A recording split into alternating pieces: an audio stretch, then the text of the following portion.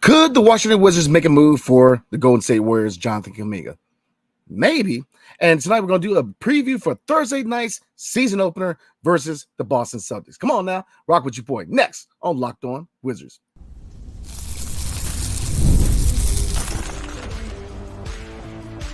You are Locked On Wizards, your daily Washington Wizards podcast, part of the Locked On Podcast Network. Your team every day. What's up, everybody? It's your boy Brandon Scott again. And your favorite podcast now has a newsletter, everybody. Introducing the Locked On Wizards Daily Newsletter.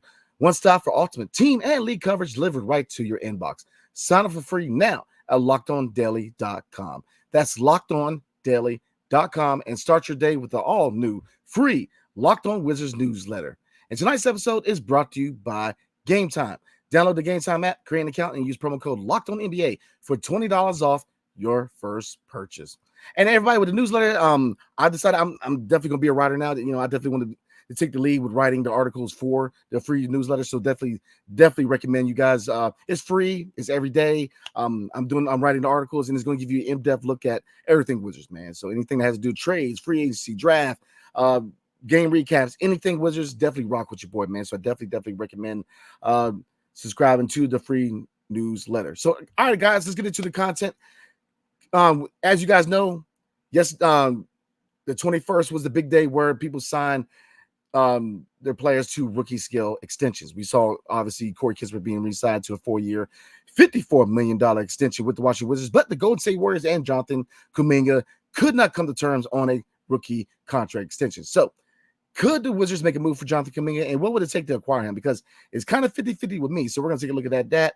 And we're going to do a preview for tomorrow night's game versus the Boston Celtics, the season opener versus the defending champs. So we're going to look at the 3 keys to victory for that game. All right, everybody, let's get into the first topic of the night. Could the Wizards make a move for Jonathan Kuminga? And like I said, the Golden State Warriors and Jonathan Kuminga could not come to terms on a rookie extension, which means he will be a restricted free agent at the end of the season. And they will be in a position where they could definitely match any offers that Jonathan Kuminga gets. But they lose a lot of leeway when it comes to signing him to a long-term deal, which they still could, but that does open them up to the possibility of being a trade asset. So we are on Fanspo, the trade machine, and we're going to go ahead and make a trade real quick and see what it would take, guys. So to acquire Jonathan Kuminga, who this year makes $7.6 million. So we're going to go ahead and send him to Washington. So the big question is, with a team like Golden State, where obviously they're older, if you look at Draymond Green and Stephen Curry, they have a lot of nice pieces, but are they a contending team? Are they a playing team, or a team that is kind of like, the way we were with Bradley Beal, where you kind of influx? If you look at draft assets, right off the top, I don't see them being really willing to move future draft picks, man, because here's the thing. Eventually, a lot sooner than later, they're going to start rebuilding. Eventually they're going to move on from Stephen Curry because he's getting older. And Draymond Green is eventually going to be moved at some point, in my opinion, because, especially if you look at the fact that Klay Thompson is now at Dallas Mavericks. So the dynasty is slowly but surely breaking down. They're starting to send a lot of these guys to other places. I was an advocate of, looking at a potential Charlotte Hornets and Golden State trade for Stephen Curry. Maybe he wants to go back home to Charlotte at this stage of his career. Maybe you send LaMelo Ball to Golden State, and they acquire a young player who can definitely mesh well with some of these young prospects. But like I said, that's for another team and for another day, man. So let's focus on the Wiz and the potential trade for Jonathan Kuminga. So what would it take to acquire Jonathan Kuminga? Because to me, I'm a big Jonathan Kuminga fan. I am a big Jonathan Kuminga fan. I think he could definitely play at a high level. So let's take a look at his stats from this previous season, because defensively, if you look at what the Wizards are trying to do, we're trying to become a team that fits 2 things, right? Number one, positionless, versatility. We have a lot of versatility on this roster. Jonathan Kuminga has versatility. He can play small forward. He can play power forward.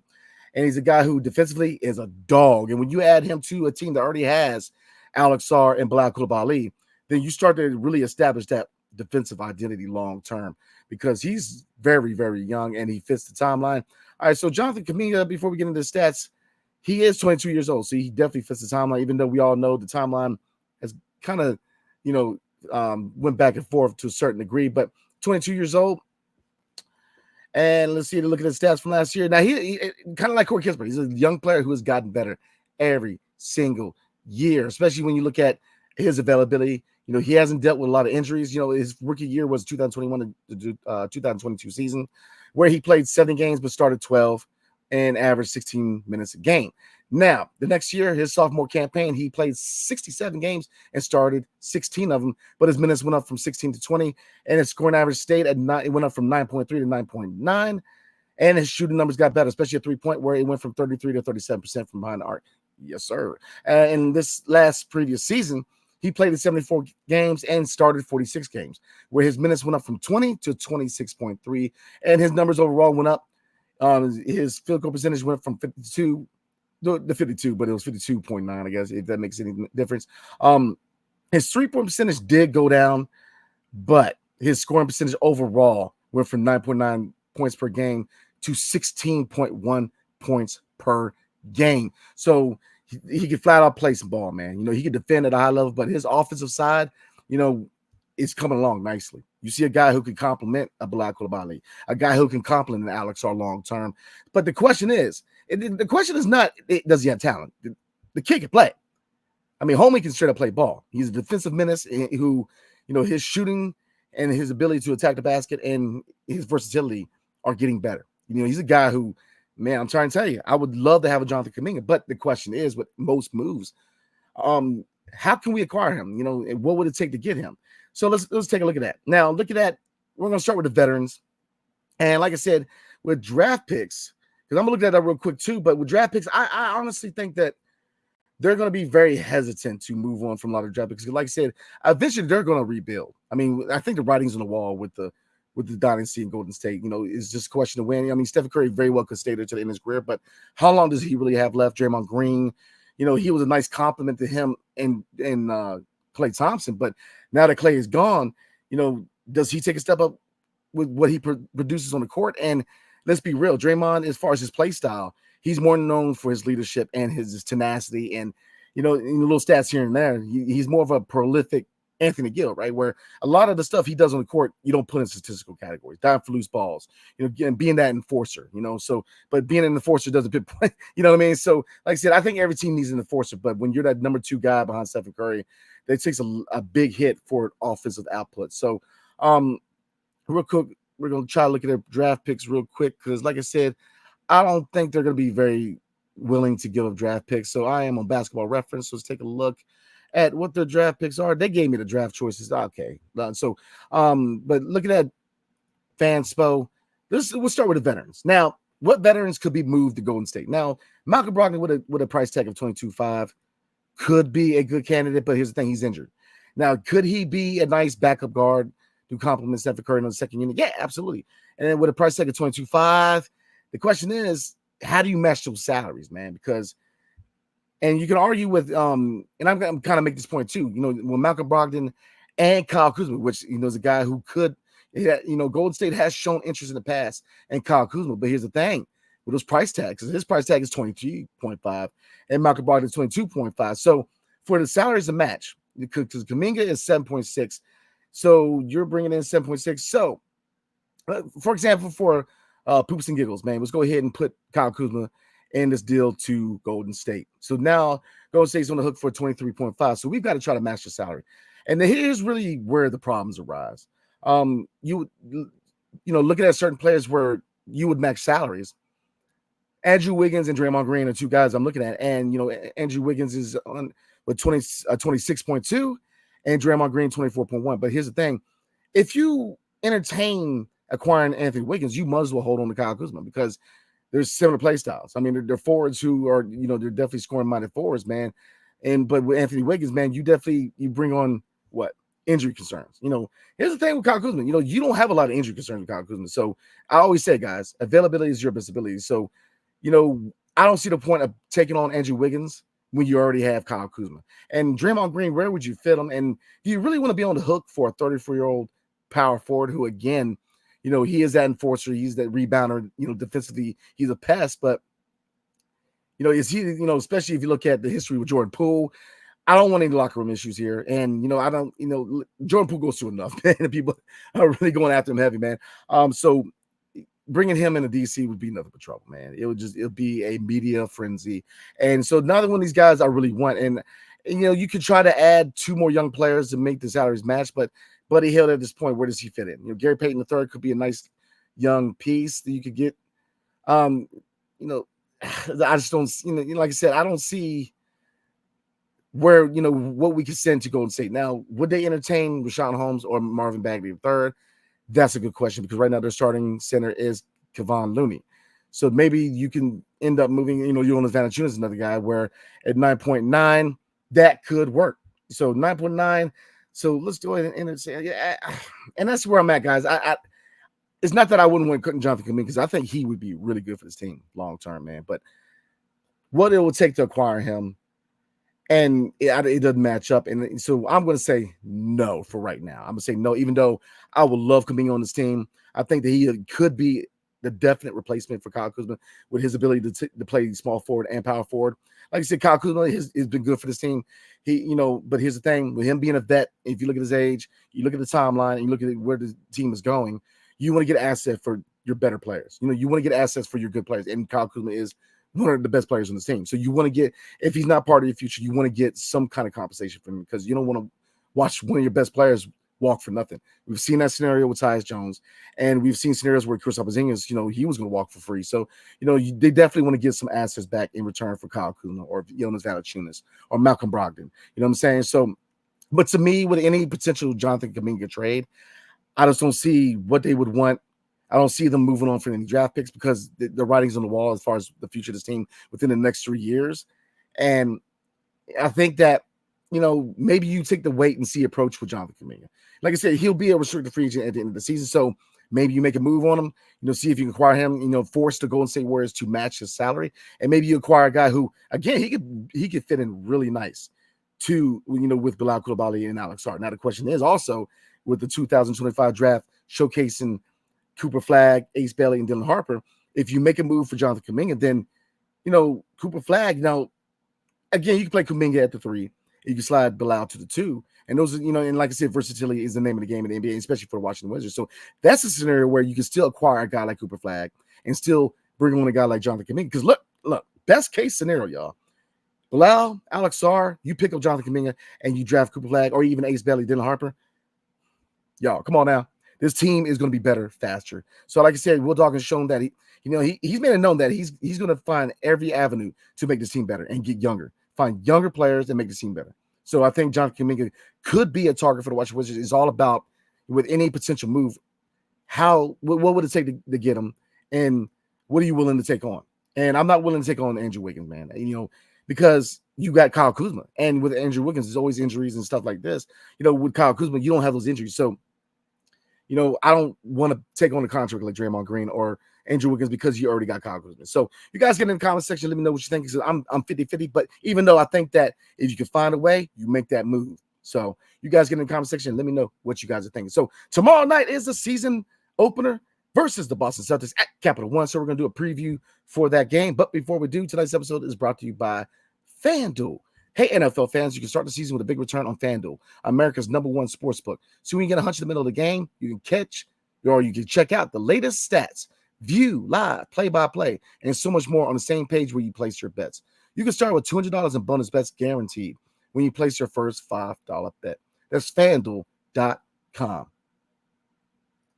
right, everybody, let's get back into it. Tomorrow night is the season opener at Capital One for the Washington Wizards, where they will be playing, the defending champion Boston Celtics. So let's take a look at the injury report real quick.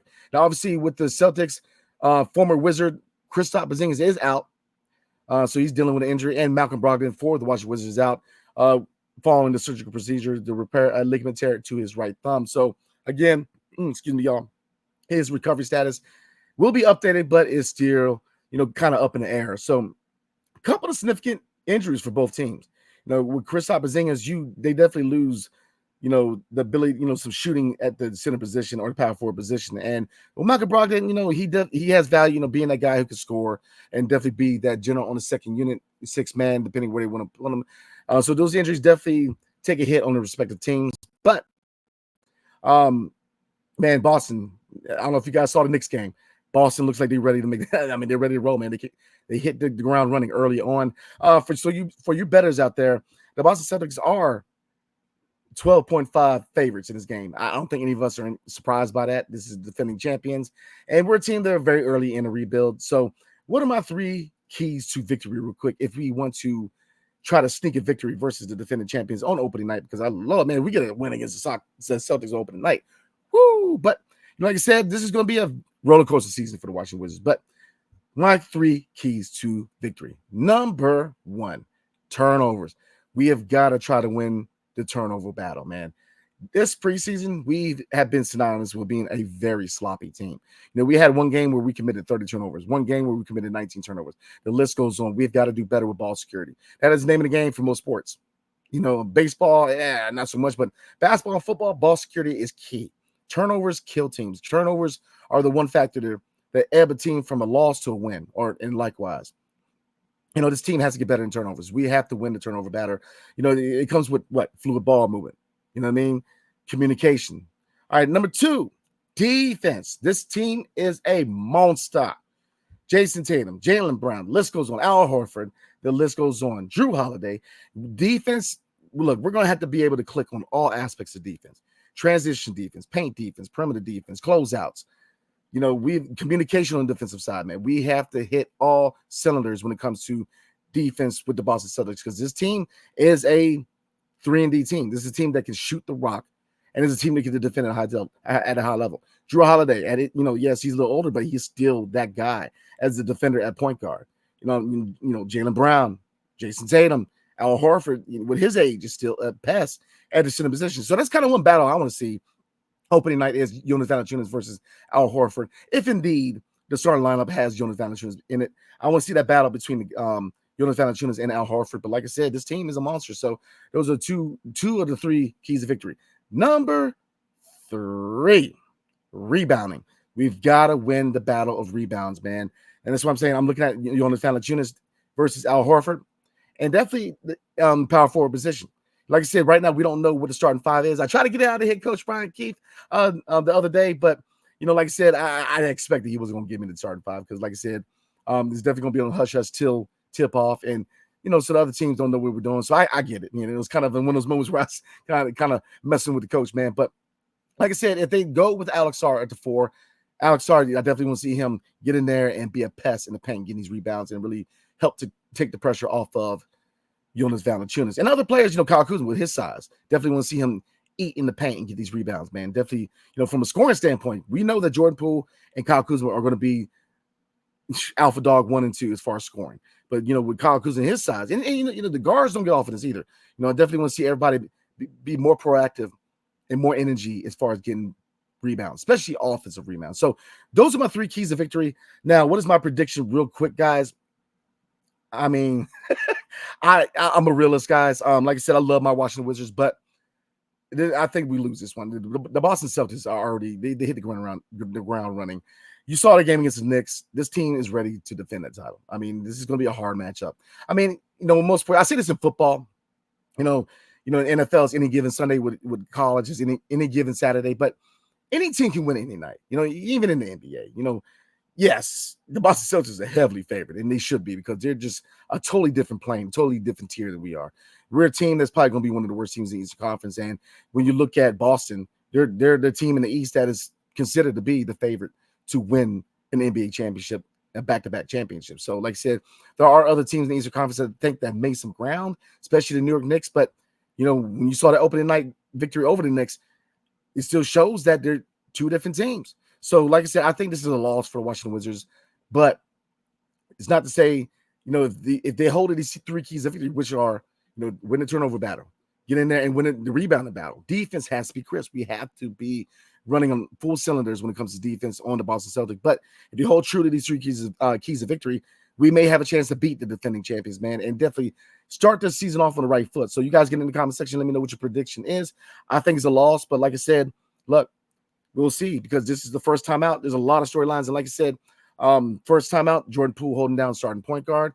Definitely want to see him put his mark on starting point guard and show everybody what he can do. And look, like I said, he very well could be part of the future. I think this is an opportunity for Jordan Poole to have a big season, man, to get some votes for most improved player and really solidify himself as a future piece, a pillar here in DC, man. So, like I said, I know it's 50-50. I'm in the camp. I'm a Jordan Poole fan. I'm a realist. When I say I'm a fan, I respect his game, but you guys know me. I'm unbiased. I'll give anybody the smoke. But I look at certain players, man, and I just see them as, when I look at Jordan Poole, I see a guy who's he hasn't even hit his prime yet, and he's shown that he can play at a high level. So, and there's other guys on the roster I think are definitely part of the future outside of the young core of Bilal Coulibaly and Alex Hart and company, Keyshawn George, Bob Carrington, and Tristan Vucevic. So, again, you guys get in the comment section. Let me know what you guys are thinking, who wins tomorrow night's game. So, like I said, we're going to get into what they expect for the rest of the week. I kind of put that out the other night, but we're going to go over what they expect for the rest of the week and go ahead and call it a night. But before we do, tonight's episode is brought to you by Gametime. Now, you guys know I'm a sports fanatic, man. Baseball season, I'm always up there at Camden Yards or Nationals Park. Go to minor league games, football, basketball. I'm not a big hockey guy, but I'm always going to games, man. And to me, the go-to app is Gametime as opposed to the competitors. And I ain't going to name drop nobody, but Gametime is clearly the best out of all of them. And there's 3 reasons why. Well, number 1, Gametime picks. Croatia makes it easier to save more on sports, but not only sports tickets, y'all. Concerts, comedy shows, theater events, etc. All that. What else? All-in pricing. Talking to this feature shows a total upfront with no surprise fees at checkout, which is key. Don't you hate when those $50 tickets end up being $90 tickets? I know I do. What else? Seat views. Get a panoramic view from your seat in the app before you buy, so you know exactly what your view is and if you get your money's worth. So look, do yourself a favor. Take the guesswork out of buying tickets with Gametime picks.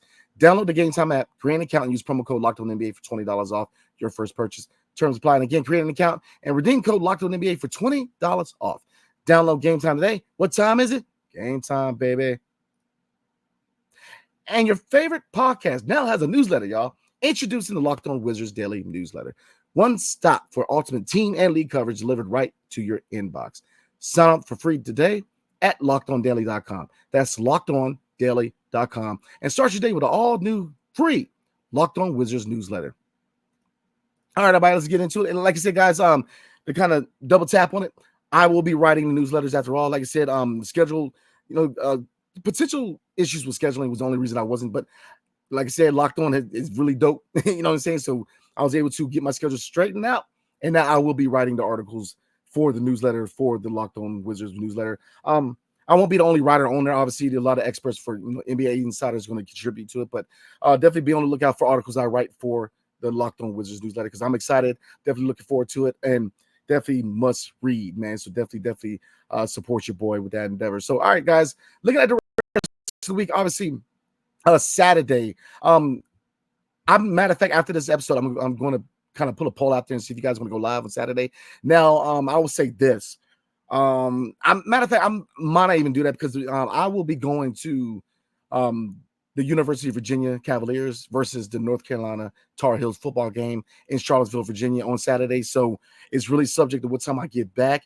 And I don't want to make a guarantee because I've never been that type of person to make a guarantee and then break that. I'm a man of my word. And I want to tell you guys that I'm going to do a live recap and I don't end up doing it. So it's probably going to be looking like, guys, that I'm going to be doing the live recap for Saturday's game on Sunday like we did the last couple of years. You guys know that me and Ed, we didn't really do a lot of recaps on Friday nights or Saturday nights, even though I will pick and choose, like if the time is right, I will potentially do some live recaps on Fridays, and Saturdays will be more varied, but it's not impossible. But like I said, let's take a look at the schedule real quick, everybody. So again, tomorrow night, we play the defending champion Boston Celtics. And again, Saturday, we have the Cleveland Cavaliers in Cap 1 at 7 o'clock. So like I said, guys, the Tar Heels versus Cavaliers game is at noon. So by the time, and I'm about, I would say an hour and a half, 2 hours away from Charlottesville. So I might not make it back in time. So I don't want to go ahead and say that I will do that, guys, and not be able to do that because it's not fair to you. And I don't want to, I've never been a person to make guarantees that I'm not in a position to fulfill. So I'm not built like that. So I'm going to go ahead and say, guys, Saturday's game will be covered on Sunday. But like I said, we have a lot to look forward to. Tomorrow night, we're doing the live recap. So after each and every regular season game, you guys already know, man, how we do over here Locked On. We will be going live tomorrow night. And then Friday, we still going live. We're going to have special guests on the show on Friday. We're going to talk about Jordan Poole a little bit. How can a team, really set him up for success. Because I had a Q&A with Jordan Poole at the practice facility the other day, and he made some comments that really made me think a little bit. So we're going to go ahead and respond to that. And like I said, we're going to have some special guests on the show to chop it up and talk about some JP13 on Friday. So again, I appreciate you guys, man. I'll see you guys tomorrow night. Hail to the Wizards and peace. Everybody have a good night.